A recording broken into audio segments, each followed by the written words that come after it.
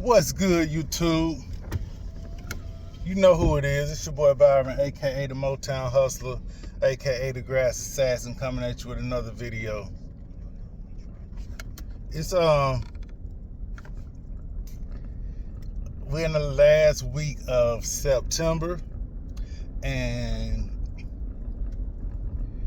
everything seems to be going decent for me.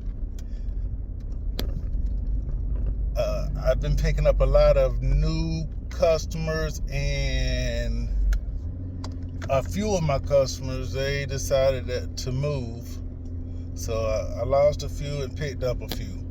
So it is what it is. And I'm expecting most of my customers to go to once a month in October. So I'm expecting some major changes in October. And I think also in October is I'm gonna put a contract together for next year, because I'm trying to put all my customers on contracts next year, because I've been dealing with a lot of mess this year that I usually don't have to deal with, and I don't know what it is. Like I thought me and my customers had an understanding, but this year they've been acting out, man, and I can't deal with it no more. Like, so I'm gonna have to. I have some loyal, real good customers, and they've been great. And I know they're not gonna understand the changes I'm about to make, because they're like, you know, what happened? Why you doing this? And I'm like, look, it's not you, it's not even me, but all my other customers are not like you. You know, they don't respect what I do. They don't respect what it takes to do what I do. Like, they think they can just pick up the phone and like, hey, can you cut my grass today? You know, can you skip me this week? Can I pay you at the end of the month? I mean, like, I haven't had these problems. Like, most of my customers, they are prepared to pay me after each service. You know, that I send them the invoice. They go ahead and pay online, and that's it. They expect that. They've been expecting it, and now things are all of a sudden different. Like, and then I usually allow them to pay me online after service is completed through the invoice. But then if I have to go 2 weeks without paying, if your next service comes up and you haven't paid me, then each service going forward, you know, you have to have a card on file that, you know, for me to continue cutting your lawn.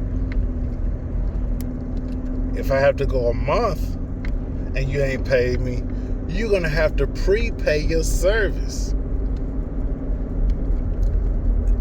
I mean, it makes sense to me. Like, you know, hey, I'm not gonna wait a month for you to pay me. If you want to pay each month, you gotta pay in advance each month. And that's another reason I get calls occasionally for guys looking for employment, and I would like to help them out. You know, I'm a solo operator and I enjoy it, but you know, I want to be able to help my local community. You know, people that's looking for jobs. I want to help them out. Like, I understand how it can be sometimes, you know, and just because I enjoy being solo, I think I have a duty to to help those that may be in need. And so, I'm setting aside what I want personally, and looking at a greater or a larger picture of what I'm capable of doing, and just trying to stretch my abilities. But at the same time, I have to have the necessary systems in place to be sustainable and offering these opportunities to these other people. I'm flexible enough that I can deal with that I can manage a customer that's is a slow paying customer, but the more commitments I have to other people, then that decreases my flexibility in that area, and I have to put in more strict policies to deal with it. And of course, some consumers, some customers, they don't understand that that they're selfish enough to think that it's all about them. Like, well, I'm the customer, and the customer is always right. Not individually. Maybe collectively, your customers can have this customer is always right mentality collectively, but one customer can't dictate a procedure in your business. You might adjust your procedures for multiple customers, because you might find out that that's a better strategy for your business that works. But all your customers are having all your customers on a regular service plan, and then one customer saying, look, I can't commit to a regular mowing service, so can you just come cut my yard when I call you? No, I can't do that. Well, man, it's just one. It ain't like all your customers doing. It's just one. Like, I don't even want to start that. First it's you, and then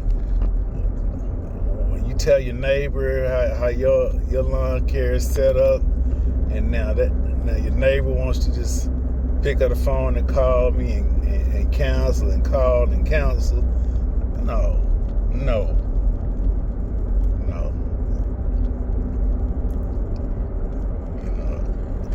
Well, when I was starting my business up, then I really had to deal with that. But now that I've established a foothold in my area, I don't have to put up with that. And I hate that I even did it in the very beginning, because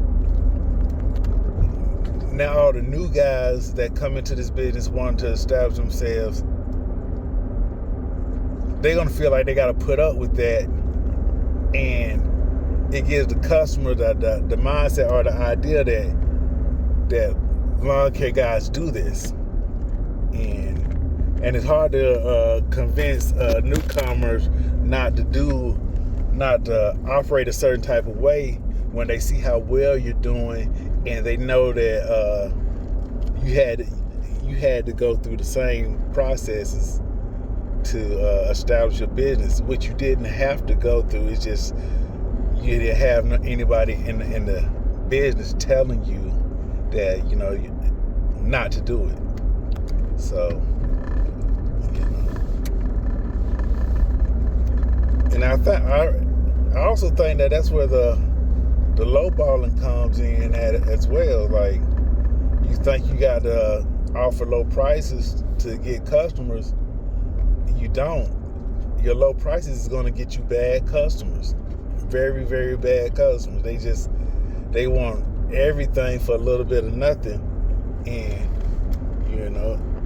and once you start operating a business, it changes your mindset as a customer as well. For for the businesses that you go and you do business with as a customer. He's like, well, if that's their price, that's their price, and I'm gonna pay their price because I want my customers to pay my price. And if their price doesn't fit into my budget, then if I want to do business with them, I gotta wait till it fits into my budget.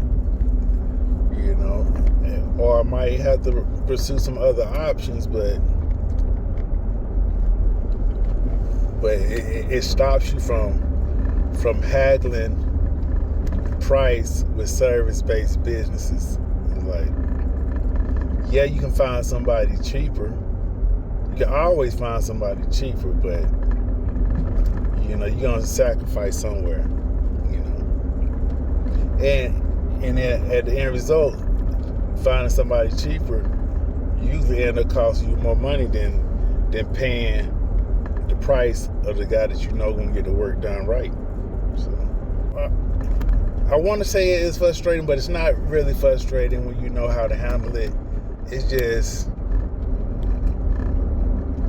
just something that's there that you may feel like acknowledging occasionally. Like, I don't. The stuff that I put up with now, when I first started, I was like, oh, that's not a big issue. The problems I have now, I would have been happy to have years ago. But as I continue to grow and fine tune things, a lot of these problems I'm having are minor problems. They're minor problems, but they are the problem that I have. So they're big to me. And as I go further and further with my business, I can reflect on the problems that I have now. I'm like, oh, there's no way I would have dealt with that. But you just continue to fine tune your business and eliminate more and more problems each year. And you're never gonna wake up to not having any problems, but one day you're gonna wake up and have very, very, very few problems. That when you complain about the problems that you have to other people that's in your same businesses, and like, yeah, it's not a big deal. I don't even know why you even complain about that. There's bigger issues. Like, not for me. The issues that I have are the issues that I have, and it positions you in a position where you can say, look, I know you're going through some issues, and I can help you through that. I touched that scenario, and this is how you handle that.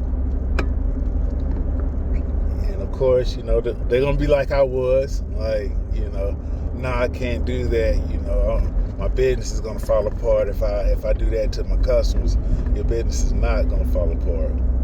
It's gonna get stronger. It's gonna get better. It's gonna get easier to manage. That's just how it goes. But I'm gonna leave it right there. At 14 minutes. If you like the content, comment, subscribe, hit the like button. If you don't like the comment, just do all that stuff anyway, just to help a brother out, man. Like, it ain't gonna cost you nothing just to subscribe to my channel. I ain't gonna try to bother you too much. Just click the subscribe. Like, my channel is not monetized yet, but I would like for it to be. So you help me, I help you as much as I can. I give you as much, helpful content as I can give you. And if you happen to be on YouTube trying to grow a channel, I help you out too with that. So, it is what it is. Each one teach one. Teamwork makes the dream work. All right.